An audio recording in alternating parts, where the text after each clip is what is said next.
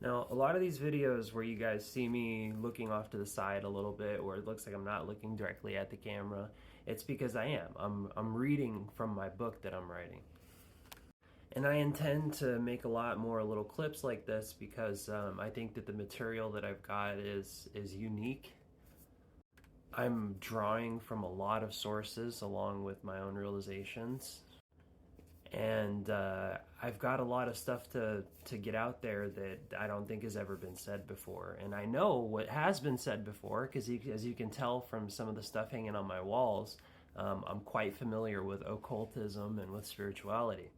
So I've collected a lot of people over the years from all kinds of places. And hi, some of you who've known me for a while. I'm glad that you're still tuning in. And hello, new friends and people who might have just been introduced to me through the unfortunate series of events over New Year's, where I got motherfucking capped.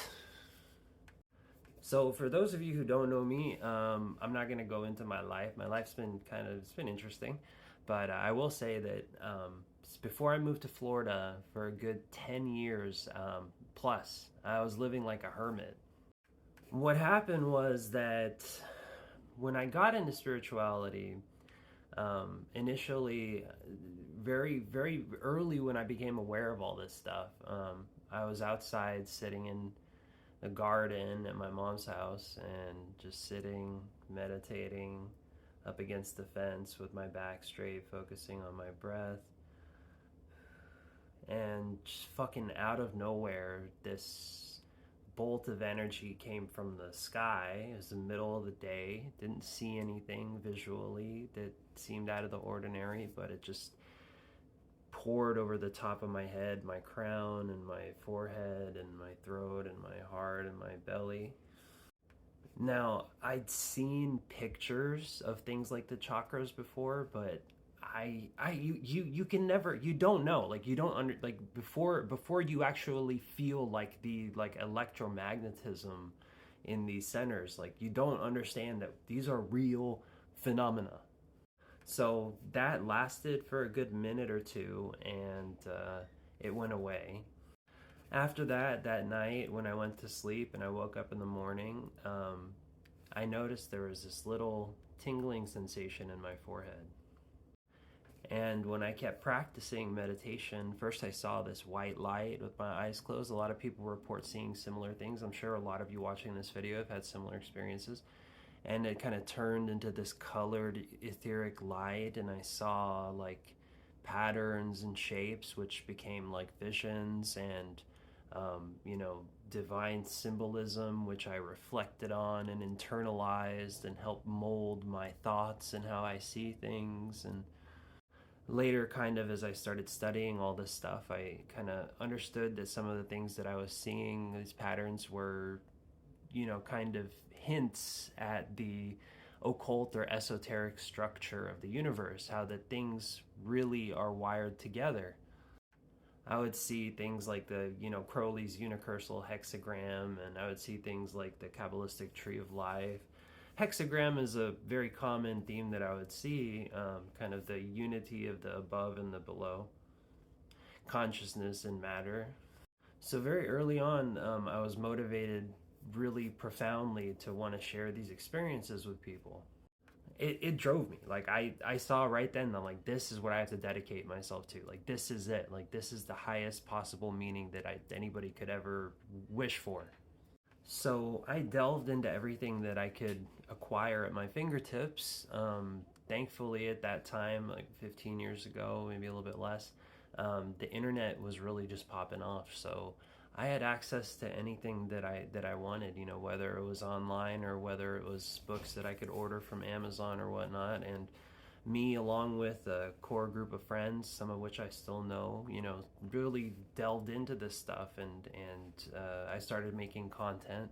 One of the first things that blew me up, maybe some of you guys have a vague memory of this, but I made a video called The Sacred Secrets of Pineal Gland Activation, because one of the core experiences that I've had since then to this day is a very powerful flux of energy from the center of my brain into my forehead the third eye and whatnot. So I became like the third eye guy on YouTube, like before fucking Joe Rogan and shit. Like to this day, I claim that anybody that says pineal gland activation, I made that meme. That was my niche, and I made that into a living for myself for quite a few years.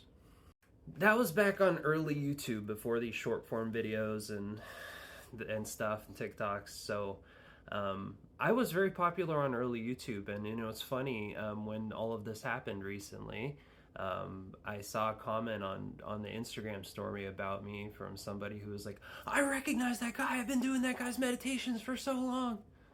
So I DM'd them, and actually I've been talking to this person, which is crazy. Hi, Cave Baby Creations. So anyway, I've been something of a spiritual teacher for a long time. I wanted to go through everything. I wanted to know fucking everything. I started with Western occultism and kind of veered into the Eastern stuff because it jived with my experience of non-duality, which has been the main focus for me. Now, in my opinion, in my view, the way that it shifts my consciousness and brings me out of the ego and into peace and inner bliss and whatnot, that barrier, that dividing line between spiritual and not spiritual is oneness, and not in a conceptual sense, but really when you dissolve all your preconceptions and you're left with what Buddhism calls emptiness, or what Hinduism calls Advaita or non-duality. There's really an experience of unity within this primordial consciousness, which is at the root of your awareness and the heart of all things. So I went with that for a long time, and only recently, only a couple years ago, I had another awakening just like that. Another powerful energy like thing came over me, except this time it came from below, and it had to do with a kind of psychosexual tantric thing. So that Tibetan Buddhism calls that the red kundalini, and the white kundalini comes from above. So they kind of meet in the middle. Excuse my hand there, I can't move it very much. Anyway, I'm going somewhere with this, okay? So I started to have a kind of different view of things. Now, instead of just removing myself from the matrix, now I'm looking at, okay, how to be enlightened within the matrix. How to take that non-dual spiritual unity into all of my interactions. And I started to see forms not as something just to ignore or avoid, but as something like a magical creation, something which had archetypal meaning. So a lot of spiritual teachers will tell you that, the spirit is formless, and that you don't want to fixate on forms because that's how you get trapped in the ego and whatnot. But really, the forms only have the reality that you ascribe to them, and that getting stuck on them is where the ego complex comes in. So when you really have an impartial view, and you don't get trapped in the inherent reality of forms, you start to see what forms mean in consciousness in a kind of Platonic way, the idea represented by forms, how that forms influence our awareness, how that we build relationships out of forms which are archetypal. So I started to see it in this way, the idea underneath forms, how that the universe uses our relationships and the things which appear according to our individual karma, according to serendipity and the divine plan and whatnot, how that each moment is kind of like a perfect orchestration of ideas represented by forms and relationships which build and make complexity. So that's kind of the underlying theme of my book, and I didn't mean to ramble here, but I just wanted to give some background story to this very, very complex story of how that I got to this moment where I'm making these clips for you guys. So in conclusion, that's kind of where I'm coming from, and you'll see when the book comes out. It's going to be out soon. I'm almost done with it. I start with a very broad idea of my philosophy, and it's kind of like a Platonism, and I add some Buddhism in there, a lot of heavily borrowing from you. And like my friend Kate Baby Creation says, this is something that we sorely need right now where memes and validation and images are so popular and important. We need to understand what's going on, and I'm going to give that to you guys.